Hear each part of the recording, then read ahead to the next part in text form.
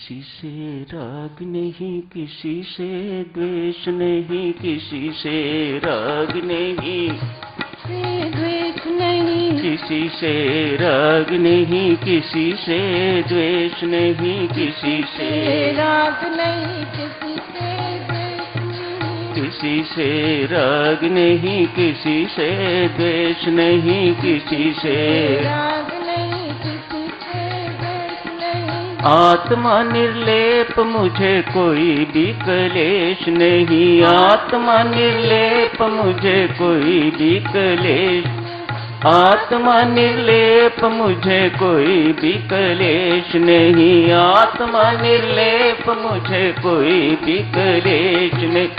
किसी से राग नहीं, किसी से द्वेष नहीं, किसी से राग नहीं, किसी से द्वेष नहीं, किसी से राग नहीं, किसी से द्वेष नहीं। आत्मा आनंद मुझे कोई भी क्लेश नहीं, आत्मा आनंद मुझे कोई भी क्लेश नहीं, आत्मा आनंद मुझे कोई भी क्लेश नहीं, आत्मा आनंद मुझे कोई भी क्लेश नहीं। किसी से राग नहीं, किसी से द्वेष नहीं, किसी से राग नहीं,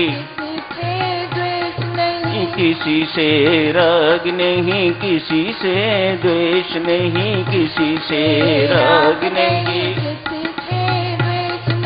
आत्मा निर्लेप मुझे कोई भी क्लेश नहीं, आत्मा निर्लेप मुझे कोई भी क्लेश नहीं, आत्मा निर्लेप मुझे कोई भी क्लेश नहीं, आत्मा निर्लेप मुझे कोई भी क्लेश नहीं।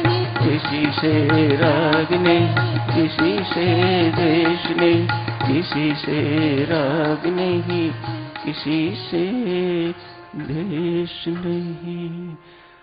आत्मानंद मुझे कोई भी क्लेश नहीं। पूज्यपाद स्वामी जी महाराज ने आज याज्ञवल्क्य का आत्मदर्शन वर्णन किया है। आत्मदर्शन अर्थात आत्मा के बारे में ज्ञान जानकारी का वर्णन किया है। दर्शन फिलॉसफी को कहते हैं। आत्मा की फिलॉसफी को, आत्मज्ञान को, आत्मबोध को याज्ञवल्क्य के मुख से वर्णन किया है। आत्मा निर्लेप है, मुझे कोई भी क्लेश नहीं। क्लेश साधक चिन्ह देह को है, आत्मा को नहीं। ये हम पर निर्भर करता है। हम अपने आप को क्लेश वाली देह मानते हैं या बिना क्लेश, क्लेश रहित आत्मा मानते हैं। उसी के अनुसार हमारे अनुभव भी होते हैं। जो अपने आप को देह मानते हैं, जो शरीर मानते हैं, उनकी समस्याएं भी हैं, उनको रोग भी होता है, उन्हें दुख भी होता है, उन्हें कष्ट क्लेश भी होता है। जो अपने आप को आत्मा मानते हैं उन्हें कुछ नहीं होता। उनके शरीर को दुख होता है, उन्हें नहीं। उन्हें क्लेश नहीं होता, उनके शरीर को क्लेश होता है। ये चाहे शारीरिक क्लेश है, चाहे मानसिक क्लेश है, ये सब देह के धर्म है। रोग देह को होता है, आत्मा को नहीं। समस्याएं शरीर के लिए है, आत्मा को कोई समस्या नहीं है। ये संबंध शरीर के हैं, आत्मा का कोई संबंध नहीं है। क्यों? आत्मा दो नहीं, आत्मा एक है। तो फिर एक है तो भक्ति के मार्ग में ऐसा कहते हैं कि हम सब एक ही परमात्मा के, एक ही सब माता पिता के सपूत हैं। तो फिर द्वैत ही नहीं है, तो संबंध किसके साथ होगा? आत्मा के नाते हम सब एक हैं। ऐसी धारणा साधक बहुत उच्च ले जाती है। वास्तविक जो हुई, सत्य जो हुई, यदि व्यक्ति अपने आत्मा में स्थित हो जाता है उसे आत्मबोध हो जाता है, तो फिर साधकजनों लंबी लंबी लाइनें लगाने की जरूरत नहीं पड़ती।